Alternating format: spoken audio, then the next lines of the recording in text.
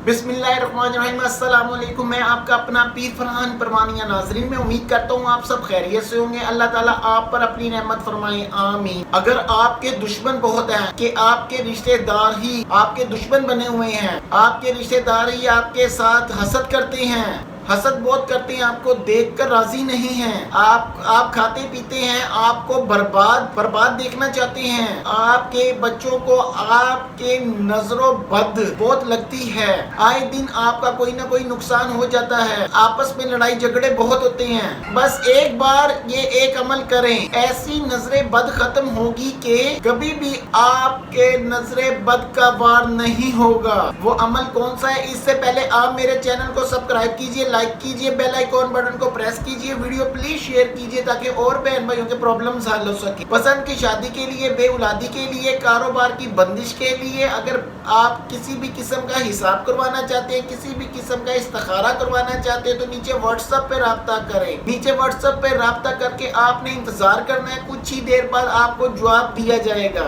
चले अब आते हैं वो अमल कौन सा है। अगर आपका बच्चा नजरे बद का शिकार है, या आपके शोहर को या आपको नजरे बद लगी हुई है, जो घर में लड़ाई झगड़ा बहुत करता है, तंग करता है, पहले वो बहुत अच्छा था, अब नजरे बद लगने की वजह से लड़ता है, कुछ भी नहीं करता, यही मसला है, उस पर पढ़कर ये दम कर दे, इंशाअल्लाह बिल्कुल ठीक हो जाएगा। वो अमल कौन सा है? 5 वक्त की नमाज पढ़ें। वो अमल कौन सा है? पाक साफ रहें, 5 वक्त की नमाज पढ़े, नमाज ईशा की नमाज अदा करके आपने अपनी जगह पर बैठ जाना है, और 313 मरतबा आपने आयत करीमा पढ़नी है, और 3 दफा दुरूद इब्राहिम पढ़ के आपने दुआ मांगनी है। अल्लाह ताला के हुक्म से आपके दुश्मन को अपनी पड़ेगी इंशाअल्लाह।